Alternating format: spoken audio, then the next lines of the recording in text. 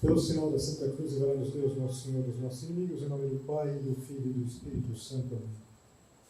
Meu Senhor e meu Deus, creio firmemente que estás aqui, que me vês, que me ouves. Adoro-te com profunda reverência. Peço-te perdão dos meus pecados e graça para fazer com fruto este tempo de oração. Minha Mãe Imaculada, São José, meu Pai e Senhor, meu anjo da guarda, intercedei por mim.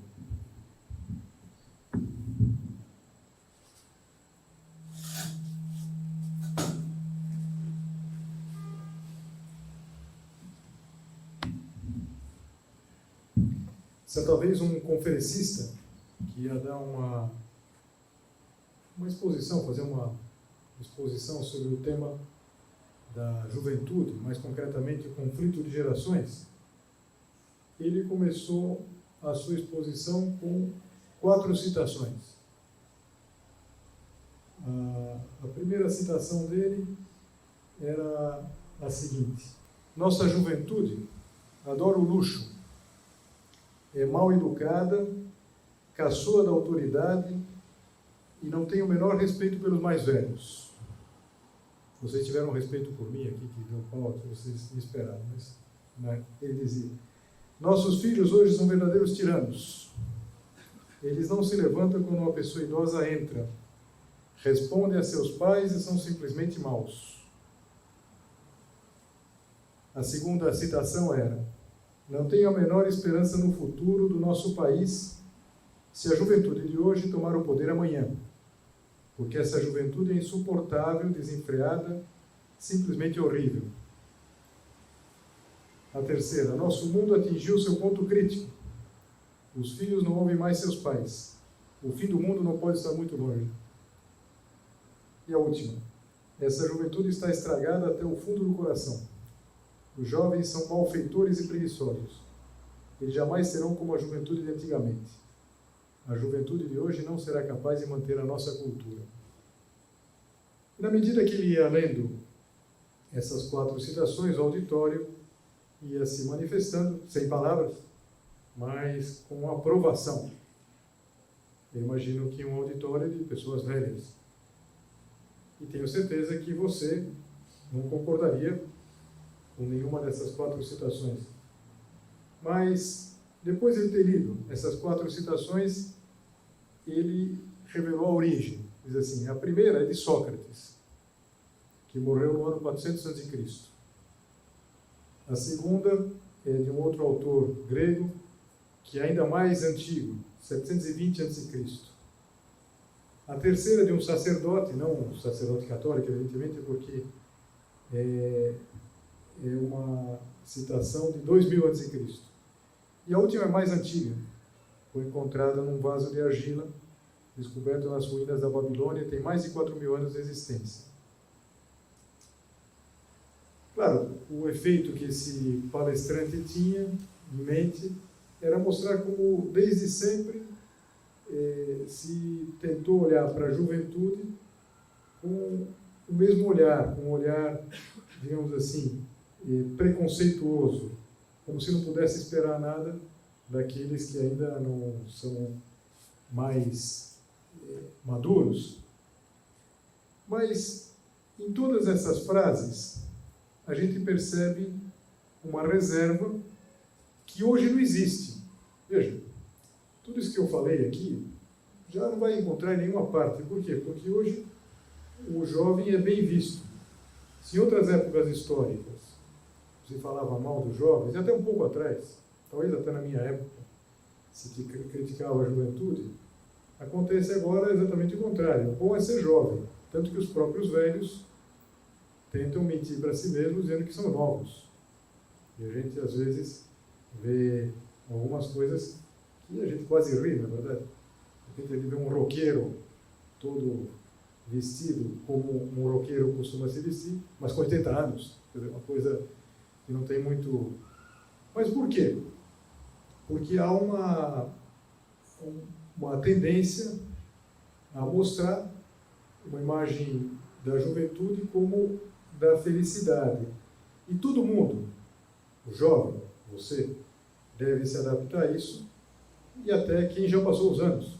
Deve, de alguma maneira, tentar se adequar o máximo possível. E o que isso tem de relevante para a gente considerar na nossa meditação? Eu não sei, eu pensava que dentro de algumas semanas, no final do mês de julho, alguns de vocês já vão viajar para a Jornada Mundial da Juventude, e é interessante de perceber como a visão cristã, na vida da igreja, os últimos papas, a começar pelo grande idealizador da Jornada Mundial da Juventude, que é o Papa João Paulo II, eles sempre tiveram esse olhar bastante realista, por um lado, e ao mesmo tempo exigente em relação aos jovens. Se às vezes se apresenta o jovem como uma espécie de semideus, assim, a gente se surpreende, por exemplo, quando vê nas Jornadas Mundiais da Juventude, desde a primeira, já são tantas, desde essa ideia genial do Papa João Paulo II, é que se procura não agradar os jovens, não, por exemplo, mostrar os jovens como um modelo a ser seguido, mas mostrar como uma idade a ser aproveitada. Ou seja, a juventude, a tua juventude, não tem dúvida nenhuma que deve ser muito bem aproveitada. A igreja, e digo isso já pensando nessa próxima Jornada Mundial da Juventude, ela acredita na juventude, mas não desde uma perspectiva idealista, mas desde uma perspectiva realista do muito que pode fazer. Já foram 3 papas nas Jornadas Mundiais da Juventude. O Papa João Paulo II, idealizador, depois o Papa Bento, o Papa Francisco, que já esteve aqui no Brasil. E o que a gente encontra como pontos em comum? Talvez você mesmo reconheça esses pontos em comum, porque mesmo que a maioria de vocês não irá a Portugal para a Jornada Mundial da Juventude, mas vale a pena ter presente, vale a pena estar em linha com tudo que vai sair nesses próximos dias, e vai sair sobretudo naqueles dias do encontro. Então, a primeira ideia é que se busca referência. A nossa época precisa de referência, e a gente percebe isso. Às vezes a força mesmo de um influencer mostra como falta referência, como faltam referências. E o que se pode encontrar na igreja? Eu me lembro sempre de uma entrevista com um jornalista que acompanhou durante muito tempo o Papa João Paulo II, e perguntaram para ele mais ou menos o seguinte: qual que é o segredo dele? Qual que é o segredo para que os jovens sintam essa atração tão espetacular? E é importante perceber que não são apenas os jovens católicos. Os jovens católicos podem olhar como, sei lá, como um chefe da igreja, mas essa mesma onda de interesse, de atração, é uma coisa que se transmite para toda parte. Quando essas Jornadas Mundiais da Juventude acontecem em países, por exemplo, em que não é a maioria católica, ou quando é na Europa, que muitos, mesmo que ainda sejam países de origem católica, há uma grande indiferença, os jovens têm uma verdadeira, não sei, magnetismo por tudo isso. Qual é o segredo do Papa? Perguntavam para esse jornalista. E ele dizia: olha, por um lado, repare que o Papa, ele em geral, isso acontecia sobretudo com o Papa João Paulo II, que fazia questão de, em cada país, falar o idioma do país. Então, o Papa, ele está falando um idioma que não é o dele, não é o seu idioma nativo. Depois, o Papa também, isso é interessante, ele lê uma mensagem. Em geral, a gente sempre vê o Papa João Paulo II, ele lia a mensagem, não era uma coisa que ele falava, digamos assim, espontaneamente. Depois, a mensagem em si não é que fosse especialmente uma mensagem, digamos assim, atraente no sentido de agradar as pessoas. Mensagem exigente, porque falava para os jovens de ideal, falava de busca de vencimento pessoal, de castidade, de santidade. Qual que é o segredo dele? E ele dizia, é muito simples. Os jovens percebem que o Papa acredita naquilo que ele está falando. Isso é muito importante. Quer dizer, esses pontos de referência se continuam a buscar. Esse homem tem alguma coisa a me dizer. A igreja tem alguma coisa a me dizer. Que é o mesmo que se pode dizer em relação a Cristo. No fundo, a mensagem não é a mensagem desse ou daquele influencer.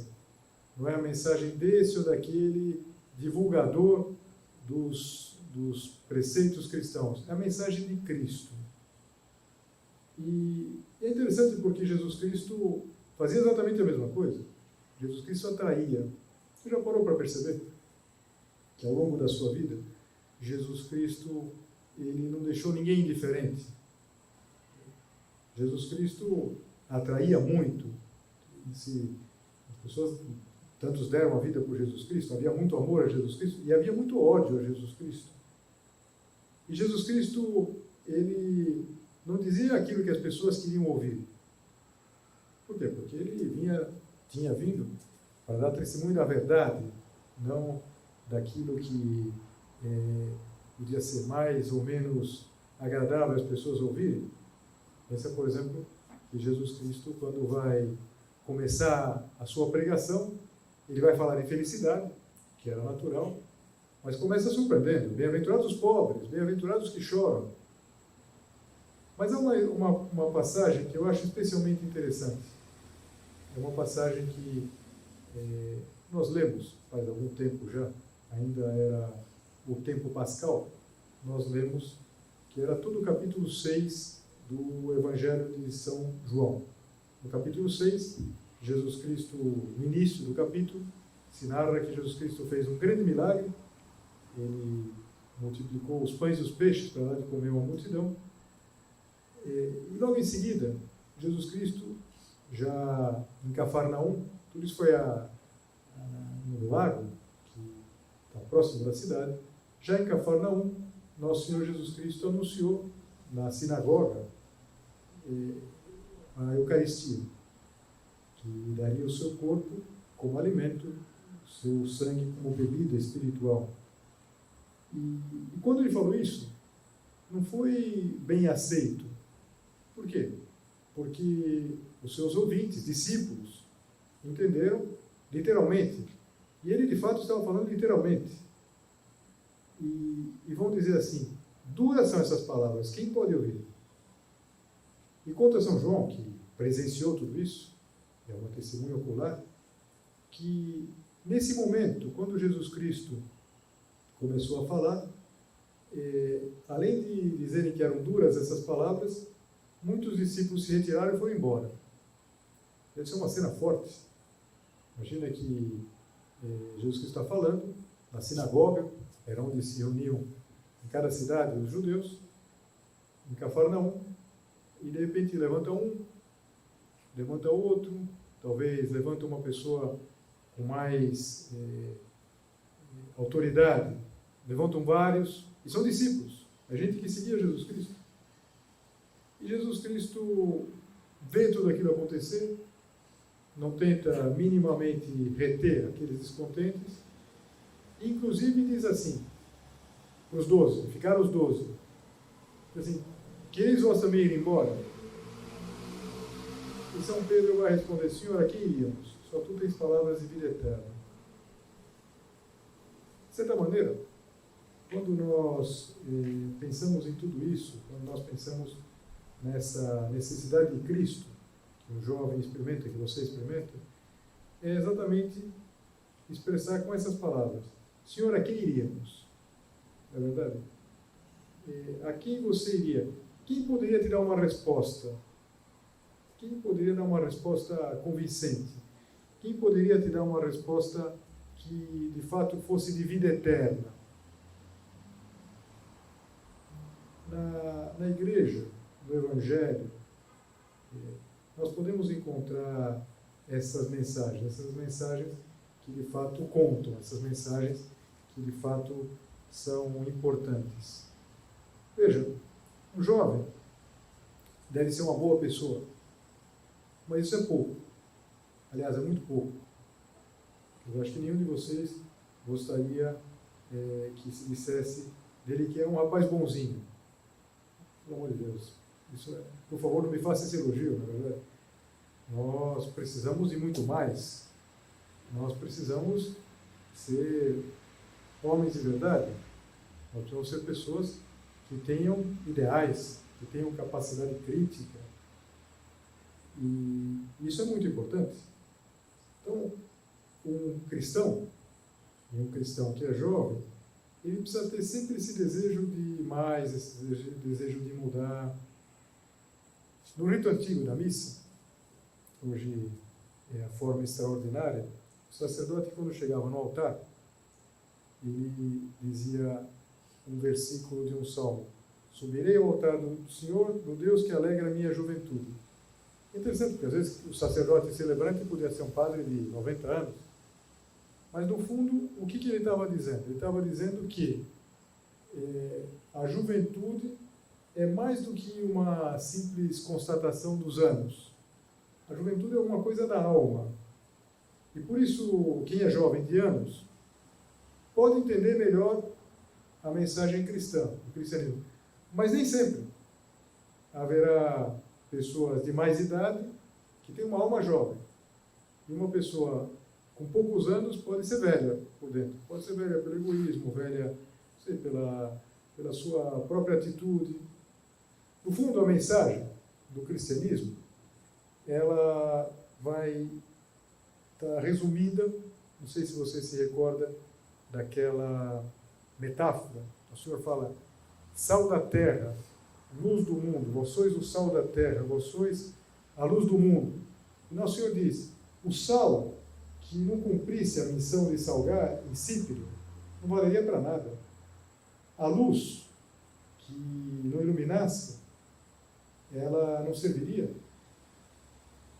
Então, nós temos que ser sal, temos que ser luz, nós temos que, de certa maneira, sermos ponto de referência.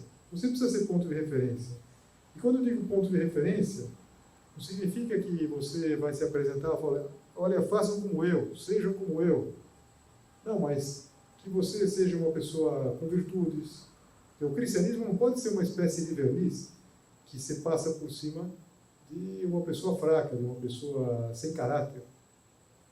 Então, o jovem, ele deve ser necessariamente uma pessoa que está disposta a mudar. E por isso, diante de tudo isso que agora se vai viver, essas semanas de preparação da Jornada Mundial da Juventude, vale a pena você se perguntar: eu quero mudar? Ou eu estou muito bem instalado no meu cantinho aqui? Há um jornalista, que já morreu há muitos anos, que ele era muito crítico em relação a tudo isso, de uma espécie de idolatria da juventude. Esse jornalista se chama Nelson Rodrigues, talvez você conheça ele pelas obras de teatro. E parece que na última entrevista, a última entrevista que ele concedeu, perguntaram para ele o que ele diria para os jovens. E ele tinha um estilo uma língua muito ferina, assim, falava com muita assertividade. E ele disse assim: jovens, envelheçam rapidamente.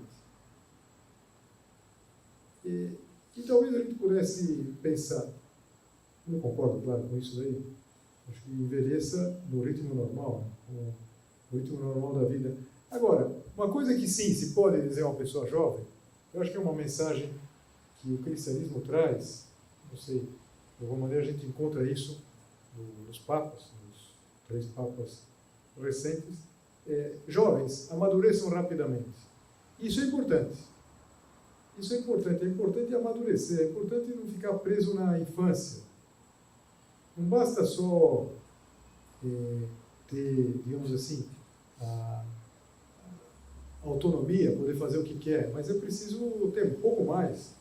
É preciso ter essa capacidade de querer viver a própria vida, Não se contentar simplesmente com ser uma criança crescida.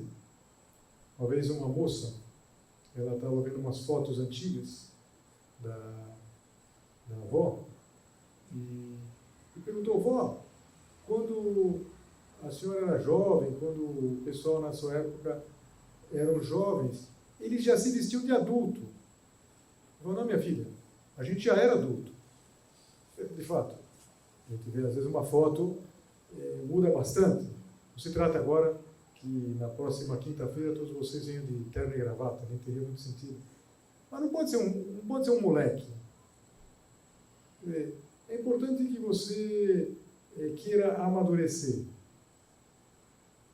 Você queira amadurecer, que não se contente em ser um bom menino, não se contente simplesmente em ser uma pessoa que vai ser um eco, sal da terra e luz do mundo. Será que eu estou sendo sal da terra e luz do mundo? Será que às vezes eu não sou insípido? Eu sou insípida. Pessoa que não se compromete com nada, não se gasta por nada.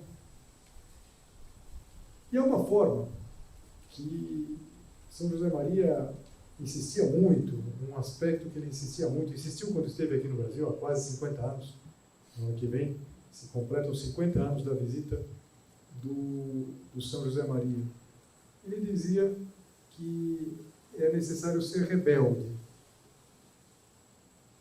A rebeldia sempre foi vista como um valor negativo.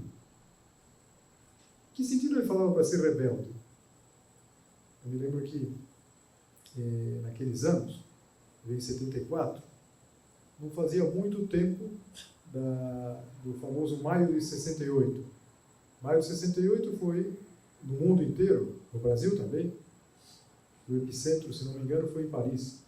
Mas na universidade foi uma espécie de derrubar todos os modelos, derrubar todos os esquemas, tudo aquilo que até então se tinha como absolutamente inamovível, era necessário mudar, era proibido proibir, esse é o bordão. E São José Maria dizia que era necessário ser rebelde. Não uma rebeldia meramente destrutiva. Por quê? Porque a chamada geração de 68 foi rebelde, derrubou muitos modelos, em parte tinha razão, mas faltou construir. A rebeldia que se pede para o jovem, qualquer tempo histórico, mas para você também, é uma rebeldia construtiva. Quer dizer, que você se levante contra tudo aquilo que você perceba que não tem sentido, que está errado, que é uma falsificação. Então, por exemplo, será que a gente não precisa, às vezes, se rebelar contra uma vida mole? Pensa o seguinte: hoje em dia, e corro risco aqui de ser como aqueles que eu citava lá no início, mas falando mal dos jovens, como se na minha época a coisa fosse muito diferente. Mas, veja, hoje em dia às vezes falta um pouco mais de rebeldia, falta um pouco mais de querer controlar as rédeas da própria vida. Pelo contrário, às vezes parece até que se abre mão de tudo isso. Estava falando com um professor universitário e ele me disse que uma das coisas que tiveram que fazer lá na sua faculdade é deixar muito estabelecido que não aceitariam que as mães fossem falar de nota com os professores. Eu comecei a pensar assim, meu Deus do céu, eu não consigo pensar que a minha mãe fosse na universidade, muito menos que fosse chorar nota com o professor de cálculo numérico. Então, o que acontece? Será que uma coisa dessas, imagino que deve ser uma exceção? Não sei se a mãe de algum de vocês foi chorar nota para um professor na faculdade. Espero que não, hein? Mas veja, o que acontece? É muito cômodo. É muito cômodo. E às vezes, quando isso acontece, existe a desculpa, mas o problema não sou eu. O problema é que a minha mãe é uma super mãe. É aquele princípio. A toda super mãe corresponde um infrafilho. É uma pessoa que se deixa dominar dessa maneira, realmente, quer dizer, não é um rebelde. E às vezes, por que não se quer rebelar? Não precisa brigar com a mãe. Tem que tratar melhor ainda do que trata a mãe. Agora, você tem que ser autor da própria vida. A autenticidade.